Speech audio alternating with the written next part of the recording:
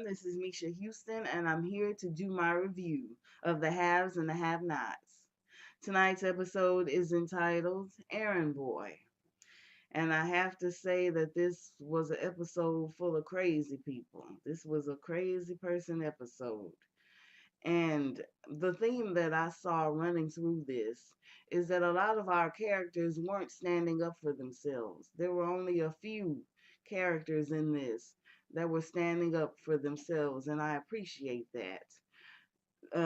Some of the characters that weren't standing up for themselves was Jeffrey, and another character was Erica, and another character was Benny and Mitch, and another character was Charles and Landon. I mean, there was a lot of that running through this episode here. And for the people that were standing up for themselves, not putting up, with the abuse, I give them nothing but credit and I applaud them. A lot of abuse in this episode, and a lot of people just sitting there and standing there and laying there and taking the abuse. So, for the people that were standing up for themselves, I appreciate them. Thank you for that. I mean, don't put up with anyone's crap. If if that's just my advice. Now, as I said before, the name of the episode was called Errand Boy, and here we go. The first group of people we go to is David, D.A. George, and the desk sergeant. Now, David was one of the people that was standing up for himself, and I appreciate that. Absolutely. David is irate from having to wait all night to see Jeffrey. He demands to see him now. The sergeant offers apologies, but David doesn't want to hear it. The sergeant says that he has called over 5 times, but there has been no reply. David then, says to call him again and tell him that Judge David Harrington is tired of waiting. Then the DA George comes in. And David, goes right into him and asks him, "What's going on here? I've been waiting here all night to see my son. I am his attorney, and I want to see him right now." He also knows very much about Jeffrey's arrest, and he is very angry that he cannot see him or be his counsel. So, on orders from the DA, David is finally allowed to see Jeffrey. And the DA knew exactly what he was doing. He knew exactly that David was there all night waiting to see him. He did that on purpose. He did that on purpose. You could hear it and see it in his voice and see it in his walk. He could hear it. It was apparent that George was doing this on purpose. But hey, David has finally made it to seeing Jeffrey, and that's a very good thing for everyone involved. Now, the next group of people we go to is Justin, Jeffrey, and David. Now, Jeffrey, is being abused in this scene, and he is not standing up for himself. He's one of the ones who's sitting there taking the abuse.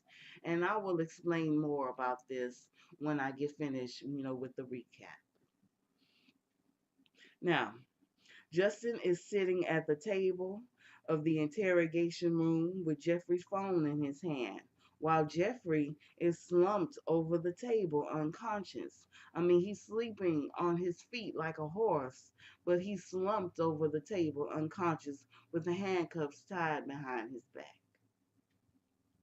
Jeffrey wakes up wondering what happened. Justin choked him out until he passed out. Justin says that I can be as crazy as you make me. But Justin was already crazy from the beginning. If you go back to their first episode, he was threatening Jeffrey even then. He took him into the back of the police car and made these threats and was abusing him even from the beginning. So it's not as if Jeffrey made him that way. Justin was already crazy from the beginning.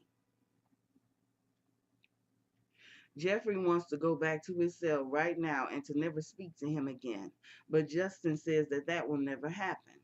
Justin says, "You think that I'll just let you walk away after all I've given up to have you?" Jeffrey replies that I never wanted or asked for you to give up anything for him. Justin blames the loss of the marriage on Jeffrey, but it's not Jeffrey's fault. It's Veronica's fault, and it's also Justin's fault. I mean, no one made him have the affair. No one made him have the affair. It was his choice. So if he's looking for someone to blame for this, he should blame himself. He also blames Veronica and mentions the fact that Justin may have caused her accident. Justin denies the accident and his part in it, but says that if I did do it, I did you a favor. Jeffrey says that I don't need you to do a thing for me, except, take me back to my cell. But Justin says, no, you're stuck with me. He's starting to prey upon Jeffrey. And at the beginning, I thought that them having sex was not rape. They were together. I mean, Jeffrey was obviously with it. He wanted to do it. He was down for it. But now, I mean, you can tell that he's starting to take advantage of the fact that Jeffrey is in prison and he's preying upon him now. He tries to leave again, but Justin grabs him again and says, "Do you think that you're ever going to leave me?" And this, Jeffrey being in jail is perfect for Justin now. He finally has a way to keep him contained and keep him under his control. And it's I mean, they could have been a good couple. They really could have been. But no way. I mean, not now. Not now. It's just become an abusive situation. And I'm going to say a comment, and I don't want you to think that I'm saying this because Jeffrey is a gay man, but I am going to say this anyway. Jeffrey is a battered woman now. He's taking on the role of a battered woman in a bad abusive relationship, and this needs to stop. Now, I mean, Justin needs to go. He's taking on the role of the abuser, and Jeffrey is the role of a battered woman who's just putting up with this, putting up with all of this. And even though I understand, him not saying anything because he's still in prison and he shouldn't, snitch anyone out in prison. I mean, this really needs to end and end very soon because he's already, choked him out until he passed out. Maybe next time he might not let go of him. He may choke him out until he dies and suffocates. So, or something else. I mean, this really needs to stop here and now, and Jeffrey really needs to get out of this prison cell. Now, as I said before, Justin grabs him, throws him up against the wall, and says, "Do you think you're ever going to leave me?" Just then, David walks in and sees all of this and says, "What the hell is going on here?" Justin lies and says that I had a prisoner who was getting rough and was resisting. David says to get these cuffs off of him and to get away from him. David then asks for his name and badge number. Justin says that he was resisting, and Jeffrey, out of fear, confirms it. Now, as I said before, I know why he's lying, and I can't really hold it against him too much for lying because he's in prison. And the best thing for him to do in this moment is to remain silent until he can get out and then tell the truth. David notes that he is calling Jeffrey by his first name, and then Justin lies again, saying that he didn't want to get the two of them confused. But David recognizes him as the officer that came to his house and just wants him to leave.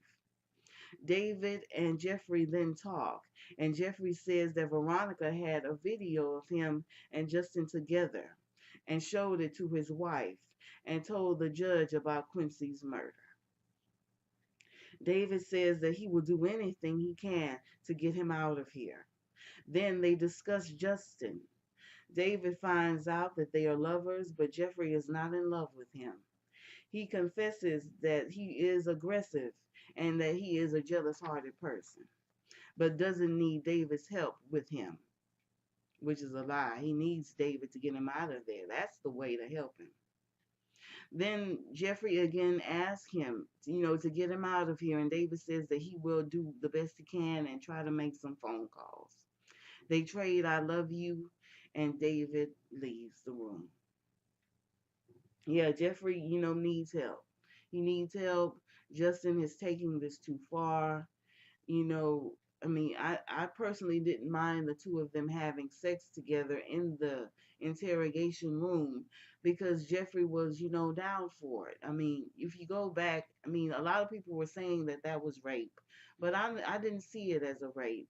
I think Justin and Jeffrey kind of wanted it.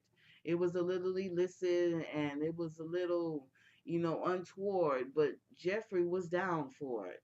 He grabbed him back, held him, kissed him back. So and if a person kisses the person back, then it's not rape.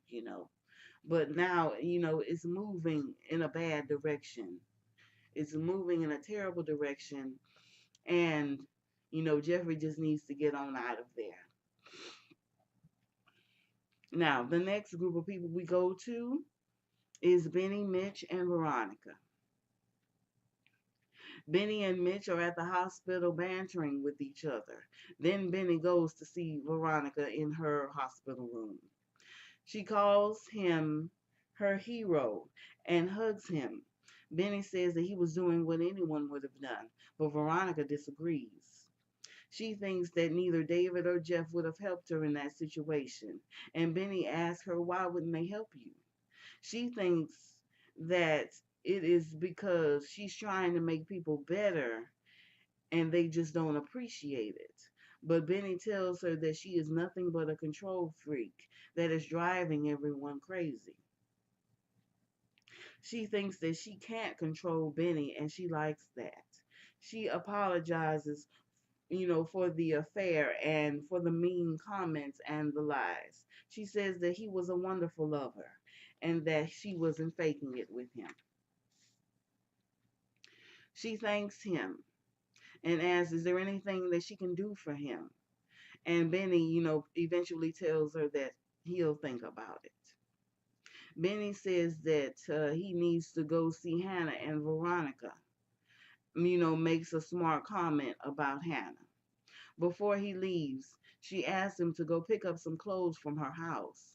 He takes the keys from her purse and she gives him the alarm code. She also wants Benny to check on her house guest, Melissa. Benny asks, who is she to you? And Veronica responds that this is my son's fiance. Benny is confused by all of this and says that your son is gay and once he tried to kiss me. Veronica is surprised by all of this and says that he has no business, trying to kiss another man, especially a man that I want to kiss. She then asks, do you ever think about me and you and me together sometimes? But he doesn't give an answer. He kisses her on the hand, he gets the keys, kisses her on the cheek, and then Benny leaves. Outside the room, Mitch thinks that she should be the one to buy, Benny's tow truck. She is in love with him, and maybe Benny would do better for himself instead of going, to his uncle. But Benny says, no, I did not ask her for money or for anything else.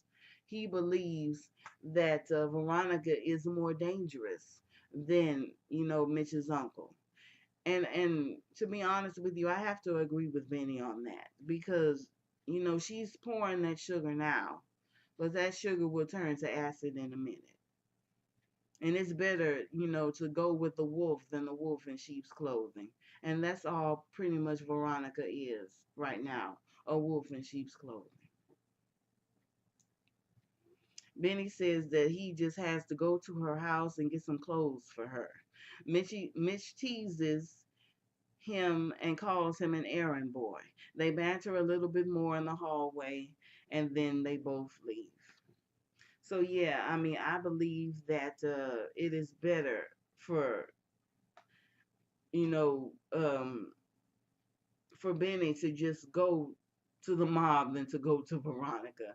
Veronica is dangerous, and eventually she'll get tired of this nice act and go back to her wicked ways. Absolutely. Now, the next group of people we go to is Charles and Landon. And this is an. What is Charles doing? I mean, leave it in the comments. Tell me what Charles is doing because I am not sure what's going on here with these two. I just don't understand. They are being escorted back from a speech, and Landon talks about how great it was and how Charles is getting better. Charles says Landon is his cheerleader, and Landon says that Charles is a very special person. Landon has cleared Charles's schedule in the hopes that they can have drinks together again, but Charles wants to use this time to get a little bit of rest. Then Charles, I assume, start asking about Candice, and I think Charles is trying to keep eyes on Candice and wants Landon to go back to Savannah to visit her and see what's going on. Landon asks him, he says that I will go, but who will be here to take care of you? Charles says that he is a grown man and can take care of himself. Landon agrees to get on the plane after the meetings. And Charles wants to be kept apprised and wants to be kept updated. Then they go over their schedules. I mean, Charles, has to know that Landon is interested. He has to see that. I mean, he's making it so obvious. He's got to know what's going on here. He has to. I mean, I can't believe that he doesn't see it. How could you not see it? And if you do see it, why are you playing along? Why are you playing along with this? Why are you stringing this man along? I mean, for your amusement? What's going on here? Leave it in the comments if you know the answer. Now, the next group of people we go to is Gia, Erica, Candace, and the police. Erica gives Gia the clothes and implores her to tell Candace that she did as she was told. Gia asks if Candace is your pimp too, and Erica says no. Erica can't wait to get out of there, and she's looking around all nervous. And then she turns around and sees Candace standing behind her. Candace immediately starts to threaten and berate her. And and reminds Erica that she knows about her and Warlock.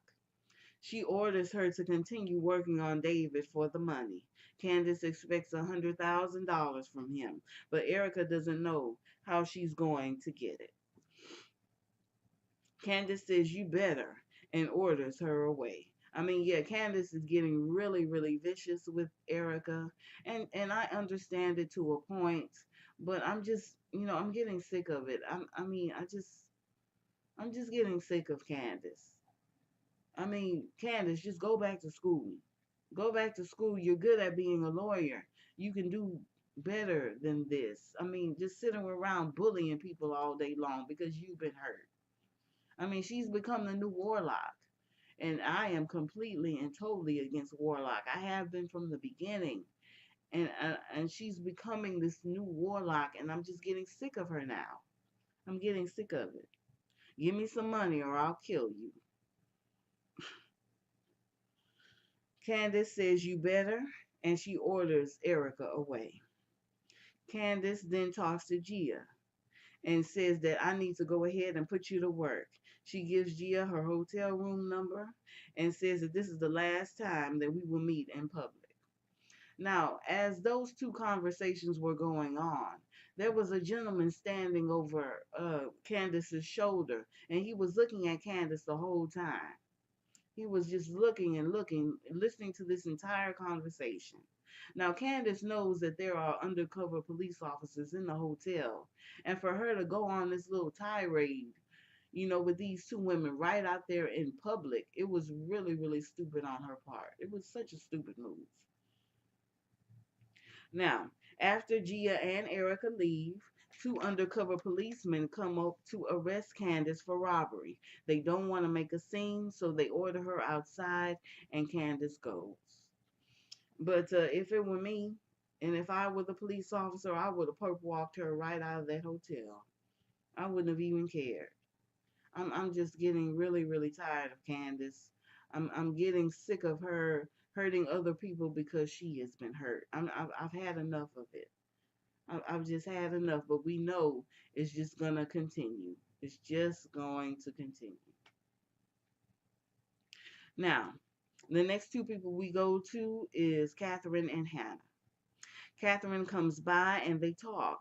Plainly put, Catherine wants Hannah to give Derek and herself a chance and to go out with him on a date. She lists good reasons. She says that she thinks that it would be nice for Hannah and that it can put a smile on her face, that he's a lonely widower whose wife died a year ago, and that he's a trusted, employee and contractor for years. He's a good guy, and, just give yourself and him a chance. Hannah asks, "Who is this man?" and belittles Catherine's attempts at matchmaking. Despite all of Catherine's appeals, Hannah says no, but agrees to come by the house, tomorrow. So, as we saw in the next episode, she's going to be over there with them. She might as well just go on, give the man a chance. It's just coffee. But I think Hannah is so used to everything going so bad that she doesn't know how to function in a good, situation, in a good relationship. So maybe going out on a date might be the best thing for her. I retract my previous opinion that it's not the right time for her to go on a date. But maybe it is time. I mean, she needs a reason to laugh. She needs a reason to smile. She needs a chance at love. So maybe, her going out on a date with the guy might be a good thing. And Derek seems like a really nice guy. Now, the next two people we go to is Jim and Sarah. Oh, Jim. This is another person that I'm sick of. And this is Sarah, another person that's just going along and with the abuse and letting people mistreat her. And I'm waiting for someone to stand up from themselves against these people that's attacking them. I'm waiting for that. I'm sick of people on this show just letting themselves be run over. I'm sick of it. And then here they have Sarah here letting herself be run over by Jim. Now Sarah comes to Jim's hotel room and he's pouring himself a drink. She doesn't want to stay long, but Jim is pressuring her to stay and making quips and making threats to expose her past in these rapey ultimatums. She eventually, comes into the room and sits down on the bed and listens. Jim says that he will not let the DA bury him without taking every son of a bitch and a few bitches down with him. Sarah is hesitant about all of this. She says that the DA only has witnesses and circumstantial evidence. Wyatt and Jeffrey. Wyatt and Jeffrey, are the linchpins of this trial. They've agreed to testify on record for immunity, and they've done it on the record. Jim wants the records, to disappear. And he mentions Sarah being a prostitute once back in college and how he made all of that disappear. He threatens to expose her lies and says that she agrees to do whatever she can to help him. When she tries to leave, he makes her stay and pressures her into sleeping with him. She protests that, but Jim, threatens her and bullies her, and makes it seem like she would want it, but I don't really see how she would want this.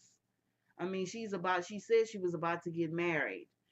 She's trying, wanting to be a wife and is in love with another man, another judge, and she just wants, to get out of there. But Jim pressures her and, makes all of these disgusting little comments and these threats. And, I mean, everyone talks about Wyatt being a useless character. Jim is a useless character, and I stand by what I said last week. He's nothing but a floppy-eared mule, trying to pass off how irrelevant and powerless he's become.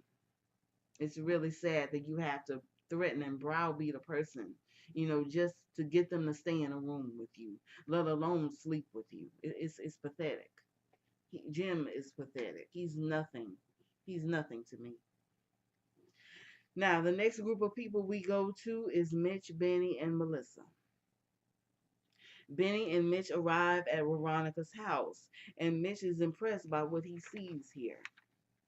He says that Benny could be living in this house and that he's kin to Candace and he could be about that life. I mean, I think he meant because Candace is a prostitute and a con woman, sleeping with the men for the money. I think he's saying that maybe seeing as you slept with Veronica before, and you've enjoyed yourself and she enjoys it. Maybe he could be moving into the house with her, living off Veronica's so-called money. Just then, Melissa walks in, glammed up and looking beautiful. And she is surprised to see them there, but, quickly concludes that they are both very handsome men. She takes Benny upstairs, to get Veronica's clothes. Then she sits on the bed and tells him that she has been locked up in this house, feeling alone and miserable and completely unfulfilled.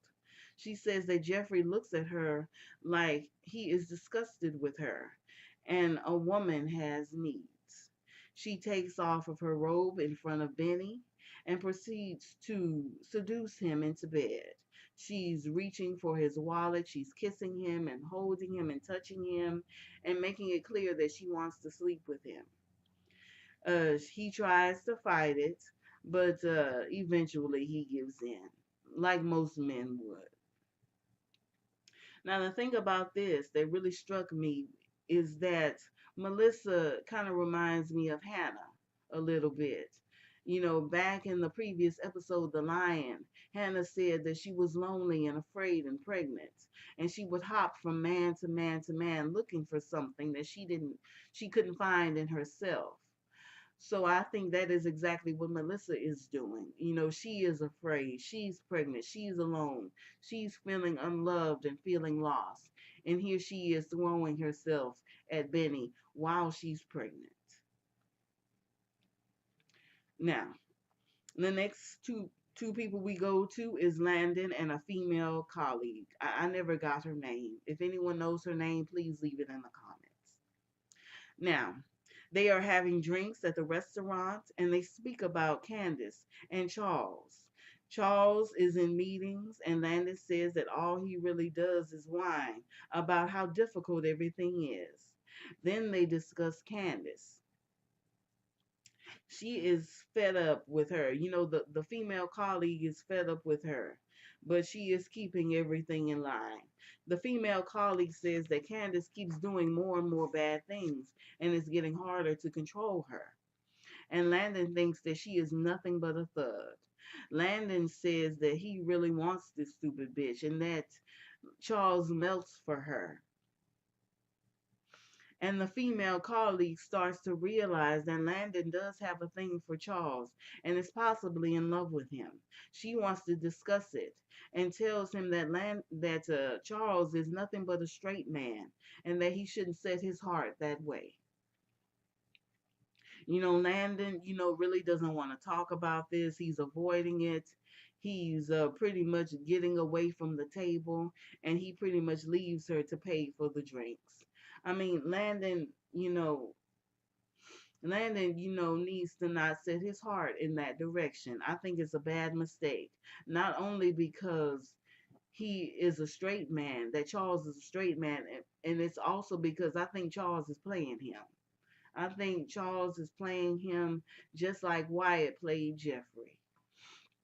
Wyatt, figured it out that Jeffrey was in love with him, and then he just used Jeffrey and used that situation to his advantage. And he might end up just as heartbroken as Jeffrey was when the fit hits the shan, pretty much.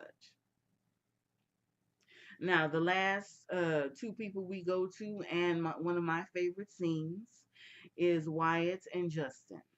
Wyatt is sitting on his couch in his apartment where he hears Justin banging on a door. Wyatt wants him to get away from his door and to just get out of there, but Justin refuses to leave. Justin eventually breaks into the apartment with a crowbar in his hand, and he is demanding to know, why are you calling Jeffrey? And Wyatt, tells him repeatedly, you need to get out of here. And he tries to reach for his cell phone, but Justin hits the coffee table with the crowbar to make him stop. Justin is in a rage. He's in an absolute rage over this. And he refuses to let a junkie like Wyatt take away Jeffrey, the thing that is his. He screams at Wyatt, saying that you said on the phone that you and him were lovers, and he's not going to put up with that. Wyatt again orders him out of the room and calls him an insane son of a bitch. Just then, Justin snaps, saying that you're not going to get it. And he tells him never to call him again, and then goes into attacking Wyatt. And that is where our episode ends. Thank you all so much for watching my video. And as I said before, a little it's been a little hectic around here for me. And I don't have as much time as I once did, to get the videos up here. And I apologize one more time for getting this up here so late. The next episode is called Hannah's Tea, and it looks very interesting. It looks like an interesting episode, and I'm looking very forward to seeing it. My MVPs of the episode is David and Wyatt. David, because he's standing up for himself and not putting up with the crap like a lot of people in this episode were doing, like Sarah Duffy and Erica and Gia and Jeffrey. He was the one standing up for himself. And I also want to make Wyatt my MVP as well because he's standing up to Justin. We need more people to stand up to Justin. Justin is completely out of his mind. He's lost it. He's absolutely lost it. And I'm afraid for Jeffrey now. I'm afraid of what he'll do next. So for that, I've named David and Wyatt my MVPs. Come back next week for the next installment of Haves and the Have-Nots. If you like my video, make sure you like, comment, share, and subscribe. And I will be back next week with the next episode. Thank you so much for watching.